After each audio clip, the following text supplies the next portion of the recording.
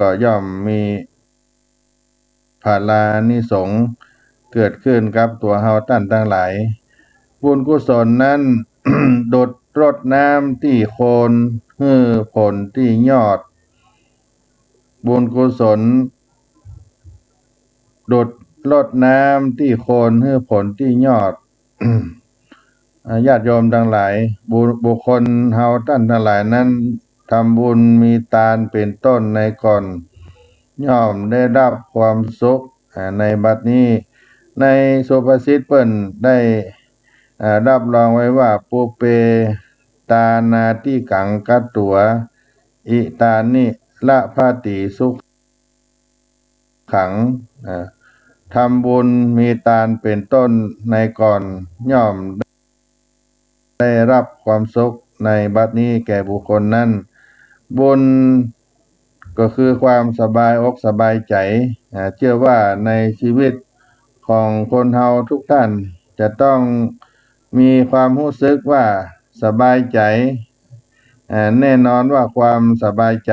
ดังกล่าวเป็นความรู้สึกที่อาจจะบ่สามารถจะบรรยายได้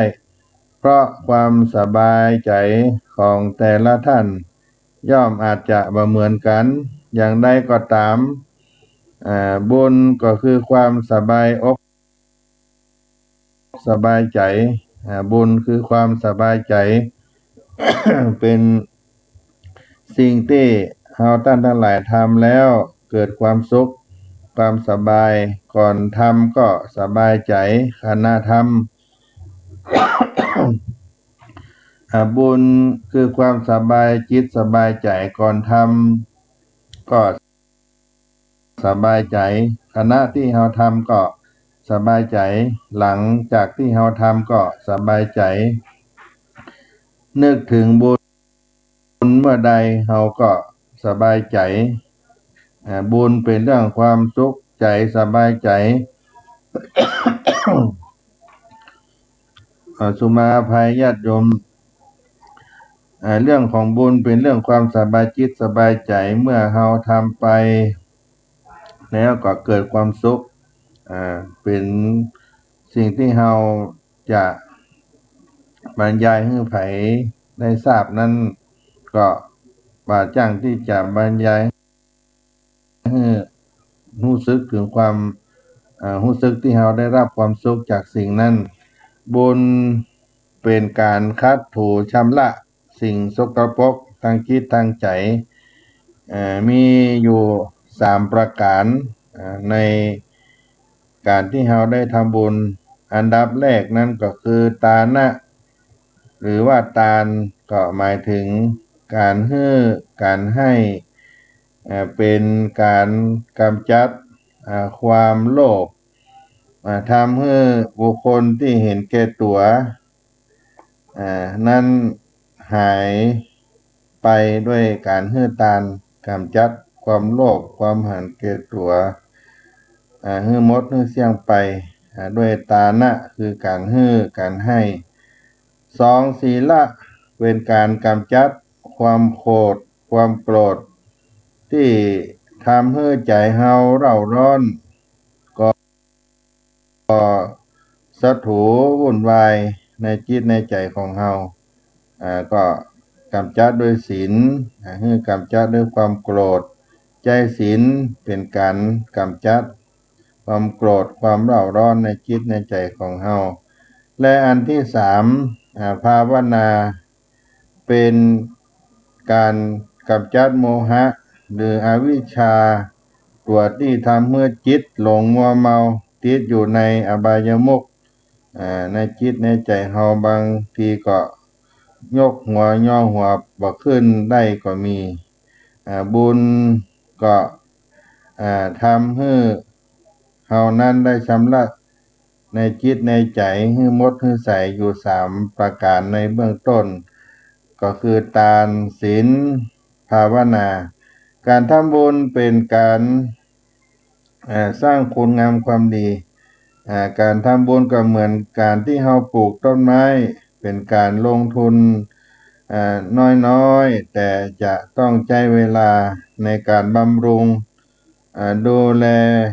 อ่าเมื่อถึงเวลาที่ต้นไม้ผลิตดอกออกผลเพิ่มกำไรให้เกิดขึ้นมากและเป็นผลระยะยาวนานผลบุญที่เราได้ทำมาอ่าได้เกิดมาเป็นมนุษย์ในชาตินี้ก็เพราะต้นบุญที่เคยปลูกสร้างไว้ในอดีตไม่อดีตที่ล่วงแล้วผ่านมายืนยันว่าผลบุญนั้นมีจริงและก็ผลได้จริงการทำบุญนักปราชญ์อาจารย์เปิ้นกล่าวว่าเหมือนได้รดน้ำที่เก้าที่ต้นของไม้และก็ไปผลที่ปลายที่ยอดเป็นธรรมดาว่าต้นไม้ที่เราปลูกไว้บนพื้นดินที่เหมาะสมจำเป็นต้องบำรุงรักษาด้วยการรดน้ำกุ่นดินใส่ปุ๋ยที่บริเวณที่เก้าที่ต้นมันแต่ดอกผลก็ดอกผลที่เราต้องการนั้นจะไปบังเกิดที่ลำต้นหรือที่ยอดแต่ทั้งนี้ก็จะต้องรอเวลาที่จะมีดอกมีผลออกให้เราตามที่เราต้องการในทำนองเดียวกันนี้การปลูกฝังความดีหรือว่าปลูกบุญจะต้องเริ่มต้นจากใจจากจิตจากใจซึ่งเป็นเหมือนพื้นดินหรือพื้นฐานของต้นบุญก่อนที่เราจะปลูกฝังบุญจะต้องสร้างศรัทธาให้เกิดขึ้นกับใจเราโดยจะต้องมีความเชื่ออย่างแท้จริงจากนั้นก็จะใจสัจจะความจริงใจจะทำอย่างจะต้องทำจริงตอกย้ำลงในจิตใจให้เกิดความมั่นคงเมื่อเราปรับปรุงพื้นดินคือใจของเราพร้อมแล้วก็นำเอาเมล็ดตั้งเมล็ดพืชตั้งอย่างก็คือตาลศีลภาวนาลงปลูกในดินหรืออย่างใดอย่างหนึ่งก่อนก็ได้แล้วก็มันรดด้วยน้ำก็คือมีความวิริยะความเพียรความอดทนโดยมีสติเป็นเครื่องมือในการทำงานนั้นและมีปัญญาเป็นปุ๋ยบ่จ้าบ่นานบ่เมินบ่นานผลบุญก็จะบังเกิดให้หันผลอันเป็นความต้องการของเฮาที่พึงต้องการได้เพราะฉะนั้นควรจะตั้งอยู่ในความบ่ประมาท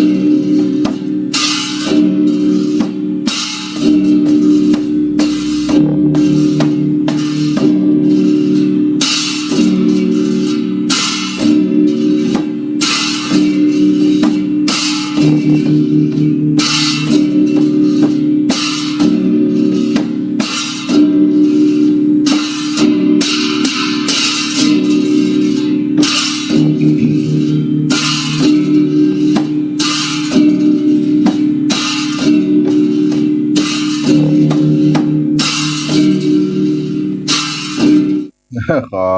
สุมาภัยญาติโยม ช่วงนี้อากาศเย็นไออ่าเล็กๆน้อยๆก็เป็นอุปสรรคต่อการได้ได้จ๋ากับท่านทั้งหลาย อู้ถึงบุญไปตะกี้เฮาว่าบุญกุศลที่เฮาทำนั่นก็คือตั้งอยู่ในความบ่ประมาทคือมันสร้างบุญมีทานเป็นต้นเหมือนเจ้าให้เจ้านาเจ้าเกษตรกรทำการเกษตรเพื่อผลประโยชน์ในชีวิตของตนก็มีบุญนั่นเป็นที่พึ่งที่อาศัยเพราะฉะนั้นเราก็มีกรรมเกิดกรรมหันได้เกิดในใจที่ว่าการทำบุญตนต้องอดทนเพื่อได้ตลอดเหมือนเราได้หดน้ำที่เก้าที่โคนของไม้แล้วก็ไปให้ผลที่ยอดทำบุญกุศลเหมือนรดน้ำที่เก้าที่โคนให้ผลที่ยอดผลจะบัดสิ้นจะเก็บกินไปตลอดด้วยความวิริยะความเพียรของเฮาได้สั่งสมไว้บุญนั้นเป็นสิ่งที่ทำแล้วเกิดความสุขบุญก็คือความสุข กุศลก็คือความเสียสละที่ได้อู้ไปเหมือนเจ้าให้เจ้านาได้ปลูกข้าวลงในต้องนาในผืนนาเมื่อปรับดินปรุงดินให้มันดีน้ำก็พร้อมดินก็ดีเมื่อเฮาหว่านเฮาปักลงไปแล้วเฮาก็บ่ต้องได้อธิษฐานอ้อนวอนอหยังนักขอให้ผลบุญก็เหมือนข้าวนี้ได้เจริญงอกงามขึ้นมาอย่างนี้เราได้ทำถูกต้องในสิ่งที่ดีที่งามทำบุญทำถูกต้องแล้วทำบุญก็เหมือนเราปลูกข้าวนั่นมันก็จะงอกจะงามขึ้นมาเองเมื่อมีปุ๋ยหล่อเลี้ยงลำต้นแล้วมันก็จะงอกจะงามขึ้นมาได้เลยอันนี้ฉันใดก็เช่นเดียวกันบุญกุศลที่เราทำได้ถูกทางแล้วก็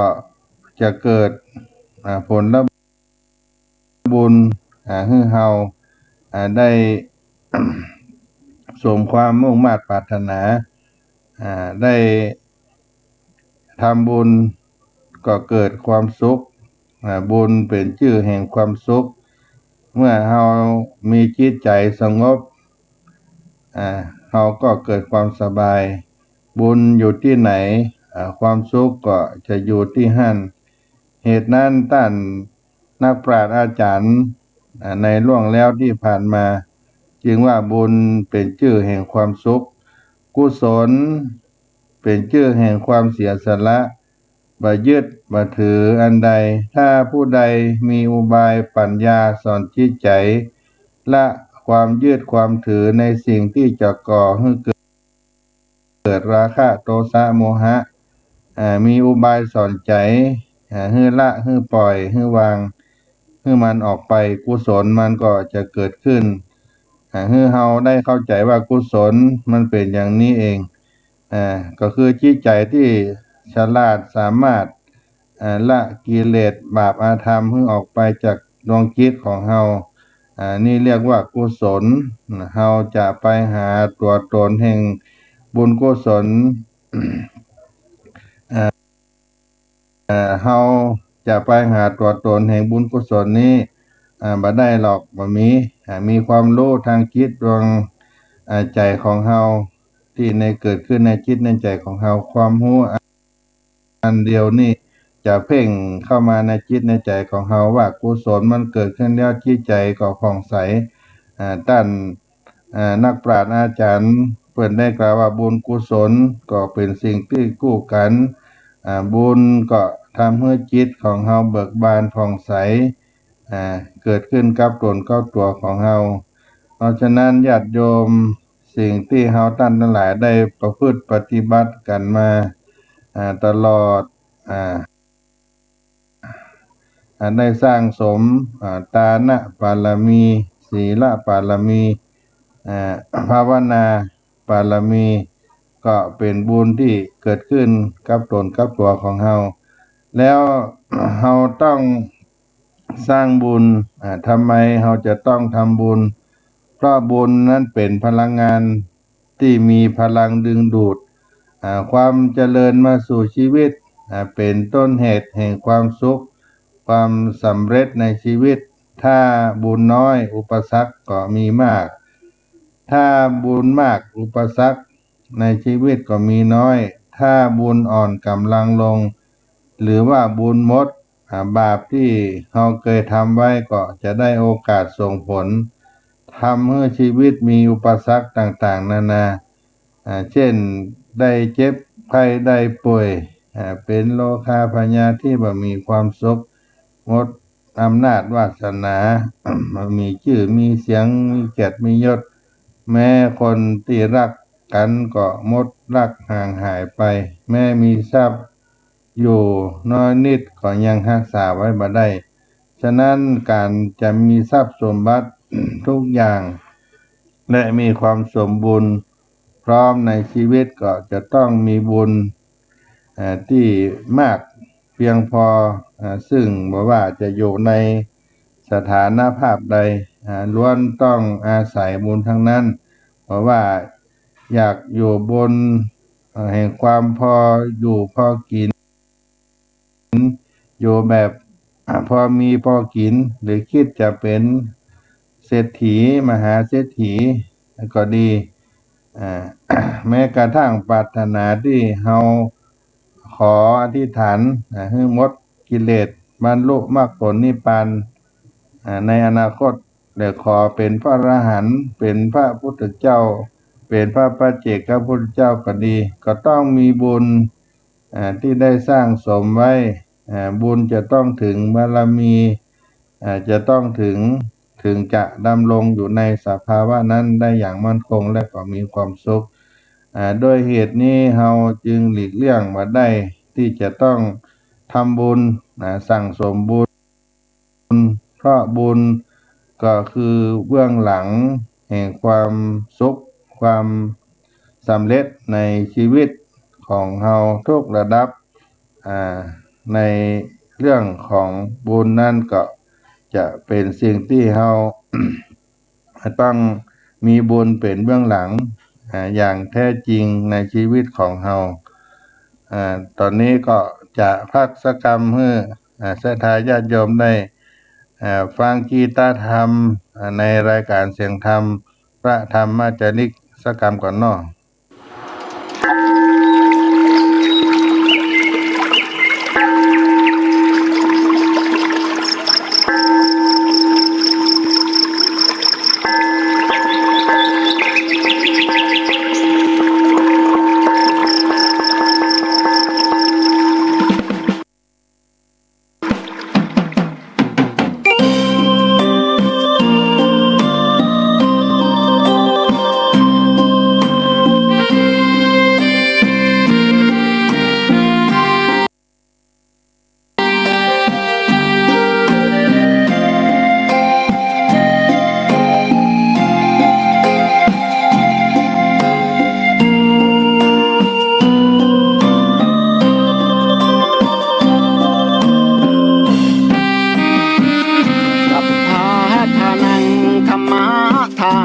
ชินาติภาษาบาลีที่พุทธองค์ท่านทรงตรัสสอนการให้ธรรมะชนะการให้จงได้สังวรให้ทราบภายในชะล้างจิตใจให้คำสั่งสอนธรรมะจะช่วยกัดกร่อนนิวรณ์จะได้เบาบางสัพพะทานังธรรม านังชินาติ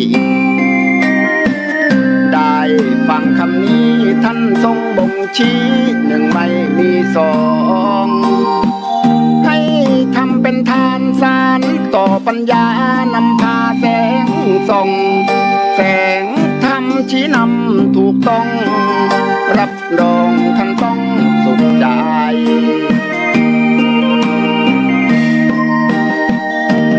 โลภโกรธหลงปลงเสียบ้างมาสร้างกุศลอย่าหลงวังวนคิดสร้างกุศลผลบุญยิ่งใหญ่ร่ำรวยล้นฟ้าจำไว้เถิดว่าไม่ช้าต้องตายศีลธรรมชี้นำสุขใจยามตายจะได้หลับตา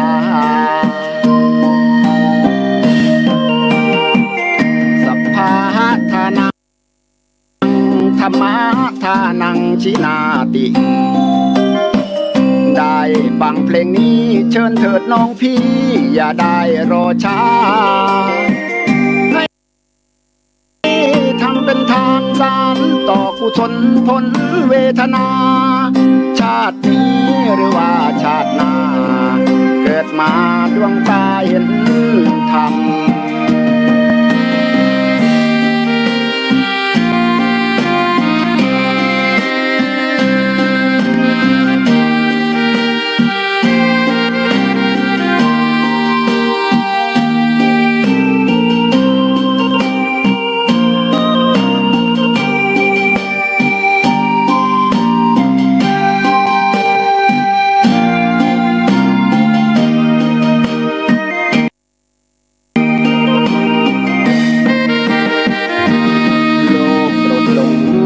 เสียบ้างมาสร้างกุศล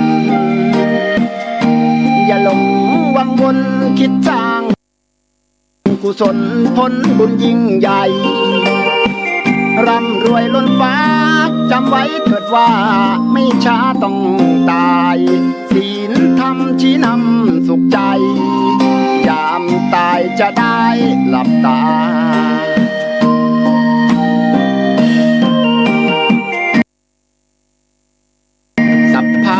ทานังธรรมะทานังชินาติได้ฟังเพลงนี้เชิญเถิดน้องพี่อย่าได้รอช้า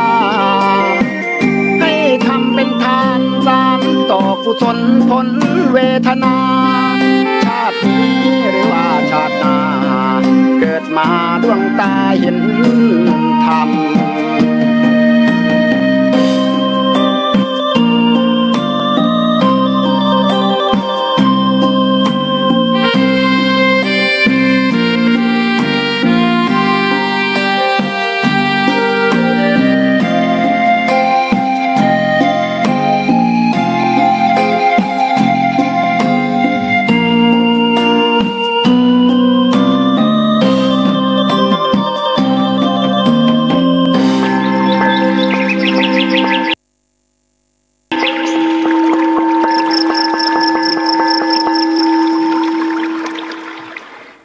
เมื่อค่ำยามเย็น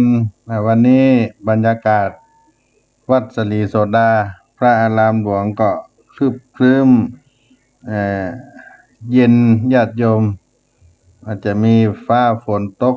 ตลอดเมื่อค่ำเมื่อคืนบางทีก็2 ทุ่มบางทีก็เที่ยงคืนบางทีก็ใกล้จะแจ้งรุ่งอรุณก็เป็นน้ำฟ้าสายฝนทำให้อากาศนั้นชื้นเย็นบางทีก็เป็นหวัดเป็นไอกับพระเนนเถรน้อยในวัดศรีโสดาก็ บ่เป็นอันหยังมากมายเท่าใดแต่มันเป็นกับบรรยากาศฤดูกาลของปลายฝนต้นหนาวออกพรรษามาแล้วฝนสั่งลาสักช่วงหนึ่งก็จะเป็นหมอกเป็นเหมยตกลงเข้าสู่หน้าเกี่ยวข้าวเอาเฟืองเข้าสู่หน้าหนาวเฮาก็จะได้ทำบุญกินทานกันไปตลอดเป็นช่วงเป็นระยะเวลาใน หลังออกพรรษามาแล้วก็จะมีบุญหลายๆบุญที่เราจะต้องได้ทำกันนะครับศรัทธาญาติโยมเพื่อได้เป็นการสั่งสมบุญเอาไว้เป็นทุนในชีวิตของเรา พูดถึงเรื่องบุญศรัทธาญาติโยมในทางพระพุทธศาสนาเปิ้นมีหลักการทำบุญไว้ในการทำบุญในทางพระพุทธศาสนาบ่ได้มีเพียงว่าการใจมีการฮื้อตานด้วยเงินด้วยคำเหล่านี้เป็นต้นก็บ่ใช่อย่างอั้นการฮื้อตานทำบุญกับพระบุญนั่นเป็นการทำความดีซึ่งมาจากภาษาบาลีว่าปุญญะแปลว่าเครื่องชำระจิตใจ ให้บริสุทธิ์สะอาดดังนั้นบุญก็จึงเป็นเสมือนเครื่องกำจัดสิ่งเศร้าหมองที่เราเรียกกันว่ากิเลสให้ออกไปจากใจบุญจะช่วยให้เราลดละเลิกความโลภความหันแก่ตัวความมีจิตมีใจคับแคบขี้จิขี้ถี่อันเป็นสาเหตุให้เกิดความทุกข์และก็จะช่วยให้ใจเราเป็นอิสระพร้อมจะก้าวไปสู่การทำคุณงามความดีในขั้นต่อไปเป็นการยกระดับจิตใจของเราให้สูงขึ้นทำให้เกิดความอิ่มเอิบใจมีความสุขและเป็นความสุขที่สงบยั่งยืนในขณะเดียวกันก็ทำให้คนหรือผู้ปฏิบัตินั่นเป็นบุคคลที่มีคุณธรรมน่าเคารพยกย่องเราก็ถือว่าเป็นคนดีเป็นคนดีนั่นเองอันนั้นก็แสดงว่าที่เราทำบุญกันมากมายก็เพราะหวังประโยชน์ส่วนตัวเป็นสำคัญดังนั้นยิ่งทำบุญด้วยท่าทีแบบนี้ก็ยิ่งหันแก่ตัวมากขึ้นผลก็คือจิตใจอาจจะมีการคับแคบขาดความเมตตากรุณาน้อยลงเหล่านี้เป็นต้นทำบุญก็จะได้บุญน้อยลงถ้าเราหวังเป็นประโยชน์ส่วนตัวของเรามากนักก็จะทำให้บุญนั้นได้ลดน้อยลงไปคำว่าบุญเป็นสิ่งที่ชำระจิตใจให้เราบริสุทธิ์ผ่องใสบ่ว่าจะเป็นงานบุญในงานมงคลงานอวมงคลถ้าเราได้ทำได้ถูกได้ต้องผลที่เราได้รับก็จะเป็นเรื่องของการให้จิตใจเราบริสุทธิ์สะอาดเกิดขึ้นในจิตในใจของเรากล่าวด้วยเหตุของบุญก็ได้แก่ความดีที่เราได้ทำเว้นความชั่วได้ด้วยผลก็คือความสุขโดยสภาพก็ได้แก่จิตใจที่ได้รับการชำระล้างให้บริสุทธิ์ผ่องใสบุญก็คือการทำความดีที่เราได้ทำได้สร้างนั่นเองวิธีการทำบุญก็มีในทางพระพุทธศาสนามีอยู่10ประการอันที่หนึ่งนั่นก็คือการเอื้อเฟื้อแบ่งปัน2การรักษาศีล3การทำใจให้สงบให้เกิดปัญญากับตนกับตัวเราการอ่อนน้อมหรือแสดงคารวะการขวนขวายในกิจการที่ชอบที่ควรให้เกิดขึ้นกับเราหรือว่าการช่วยเหลือผู้อื่นช่วยงานสาธารณะเป็นต้นอันที่6นั้นการให้ส่วนบุญคือการแบ่งส่วนบุญให้ผู้อื่น